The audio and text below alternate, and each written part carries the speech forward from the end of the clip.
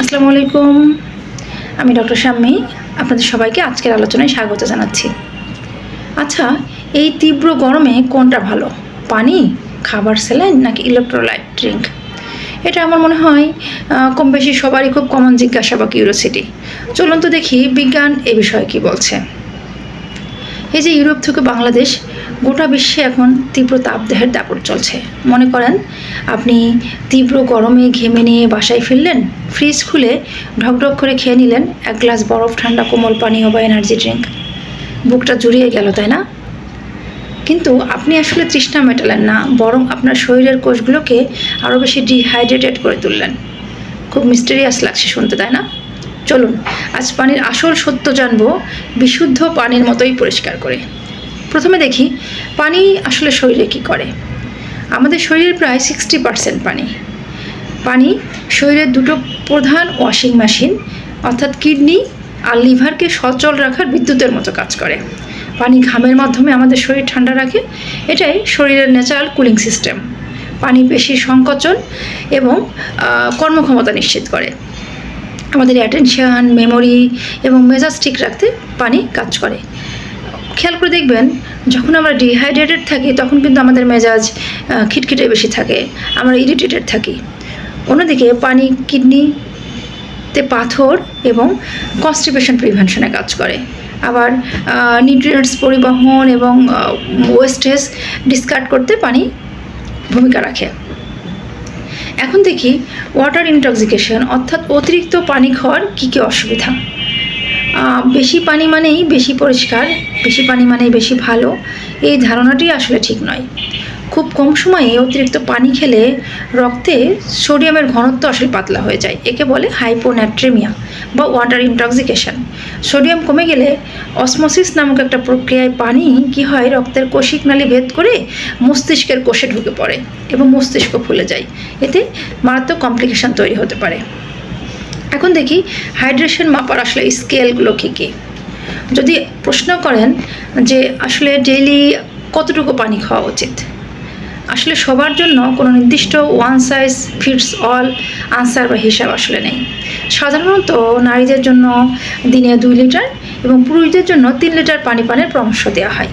তবে লিটার বা কাপের হিসাব এক একজনের বডি ওয়েট, অ্যাক্টিভিটি লেভেল এবং মোস্টলি ওয়েদারের উপর ডিপেন্ড করে এক এক রকম হয়। তাই সবচেয়ে নিখুঁত এবং সহজ ট্র্যাকার হলো আমাদের পিয়ের কালার। স্বচ্ছ বা হালকা খড়ের রং হলে তার মানে আমাদের হাইড্রেশন লেভেল পারফেক্ট আছে।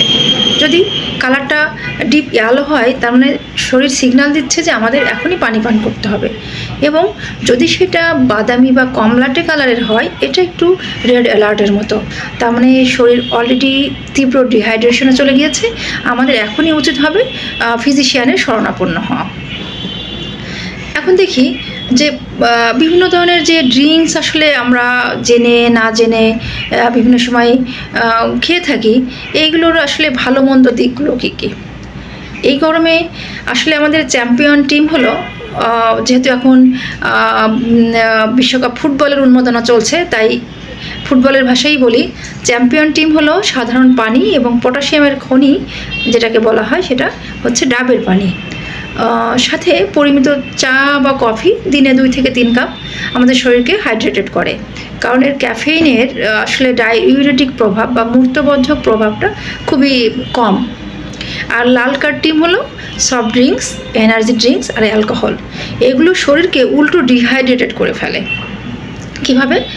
সফট ড্রিঙ্কসে থাকা উচ্চমাত্রার ফ্রুক্টোজ বা চিনি ইন্টেস্টাইন থেকে পানি টেনে নেয়, ফলে সাময়িক ঠান্ডা লাগলেও কোষগুলো আরও বেশি ডিহাইড্রেটেড হয়ে পড়ে, যেটা একেবারে শুরুতে আমি বলেছিলাম।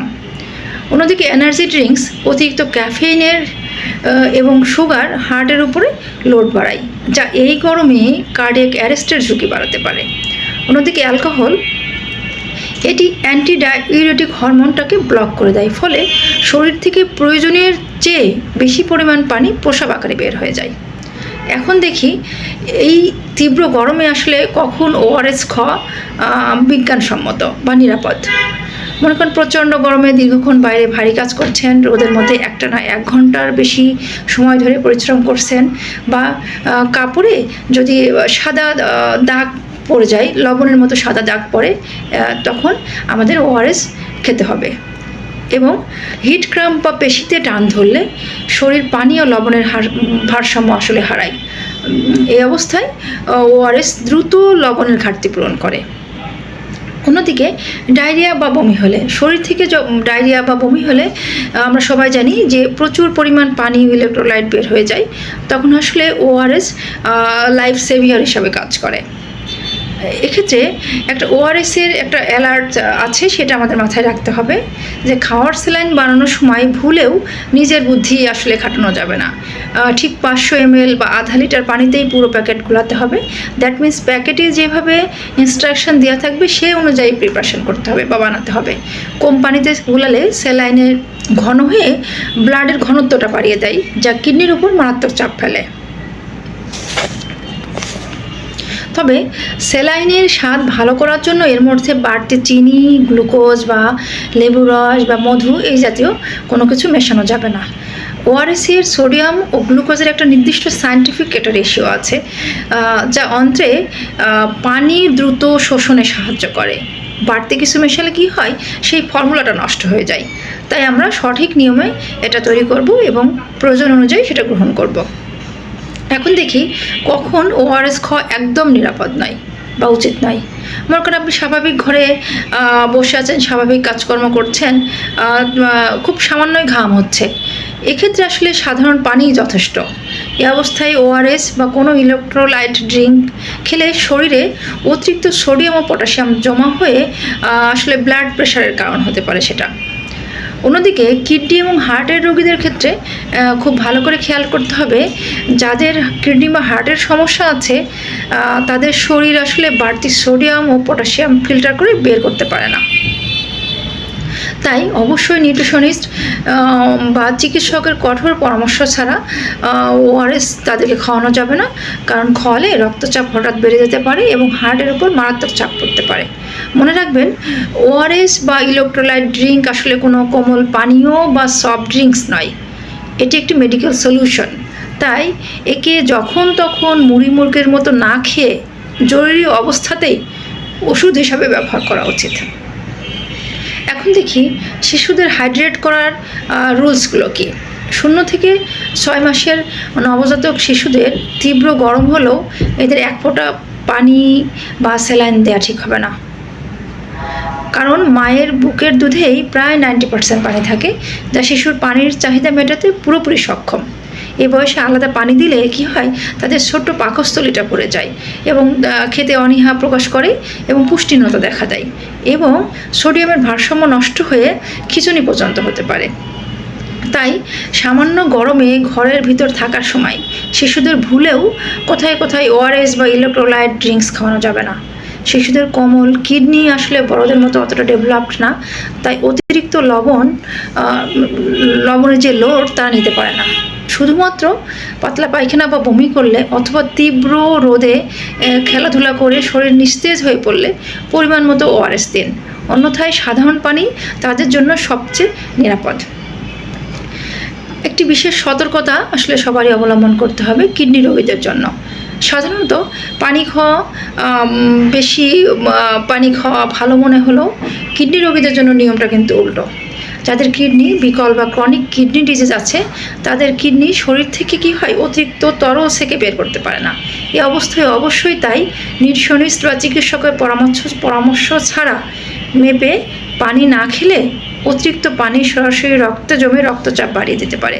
শুধু তাই নয়, এই বাড়তি পানি ফুসফুসে জমে মারাত্মক শ্বাসকষ্ট তৈরি করতে পারে, হাত পা ফুলে দিতে পারে এবং হার্ট ফেলারের ঝুঁকি তৈরি করতে পারে। তাই তাদের পানি পান করতে হবে অবশ্যই এক্সপার্টদের পরামর্শ অনুযায়ী। এখন থেকে বাউন্সির প্রেক্ষাপট এবং পলিসি জায়গাগুলো আসলে কেমন। জলবায়ু পরিবর্তনের কারণে বাংলাদেশ এখন কিন্তু তীব্র তাপদাহের নতুন একটা হটস্পট। পাবলিক এক্সপার্টদের মতে শুধুমাত্র ব্যক্তিগত পর্যায়ের অ্যাওয়ারনেস আসলে যথেষ্ট না, এর জন্য প্রয়োজন স্টেট লেভেলের পলিসি এবং অবকাঠামোগত পরিবর্তন। পলিসি লেভেলে কী করা যেতে পারে, পাঠ্যক্রমে হাইড্রেশন শিক্ষাটা আসলে সবাইকে দিতে হবে। প্রাথমিক বিজ্ঞান বই বা স্বাস্থ্য বইয়ে পানির গুরুত্ব, ওআরএস তৈরির সঠিক পদ্ধতি এবং পানি শূন্যতার লক্ষণ শেখাতে হবে। পাশাপাশি জাতীয় হেলথ অ্যাকশন প্ল্যান, প্রতিটি সিটি কর্পোরেশনে হিট অ্যাকশন প্ল্যান চালু করা দরকার, যেখানে তাপমাত্রার উপর ভিত্তি করে কালার কোডেড ওয়ার্নিং যেমন রেড অ্যালার্ট থাকবে। পাশাপাশি পাবলিক হাইড্রেটিং স্টেশন মতো চালু করতে হবে। শহরের জনবহুল মোড়ে ফ্রি রিহাইড্রেশন বুথ, যেখানে বিশুদ্ধ ঠান্ডা পানি এবং ওআরএস কর্নার থাকবে, সেটা স্থাপন করা আসলে খুবই প্রয়োজন। পাশাপাশি 6 মাসের কম বয়সী শিশুকে পানি নয় এমন প্রচারণা চালাতে হবে। ইউনিসেফ এবং WHO-র স্পষ্ট নির্দেশনা থাকা সত্ত্বেও অনেক মা বাবা এখনও নবজাতককে পানি দেন। সরকারি স্বাস্থ্যসেবার মাধ্যমে এই অ্যাওয়ারনেস লেভেলটা আরও বেশি জোরালো করতে হবে এবং বিভ্রান্তিকর বা মিসলিডিং কিছু বিজ্ঞাপন আসলে নিয়ন্ত্রণ করা প্রয়োজন। এনার্জি ড্রিঙ্ক এবং কোমল পানীয় কোম্পানির বিজ্ঞাপনে বিভ্রান্তিকর হাইড্রেশন বা শক্তি দাবি করার বিষয়ে কঠোর নজরদারি দেওয়া প্রয়োজন। মনে রাখবেন, তীব্র গরমে সুস্থ থাকার সবচেয়ে সস্তা এবং কার্যকর উপায় হলো সঠিক সময়ে সঠিক উপায়ে হাইড্রেটেড থাকা। তৃষ্ণার জন্য অপেক্ষা না করে প্রতি ঘন্টায় নিয়ম করে এই যে পানি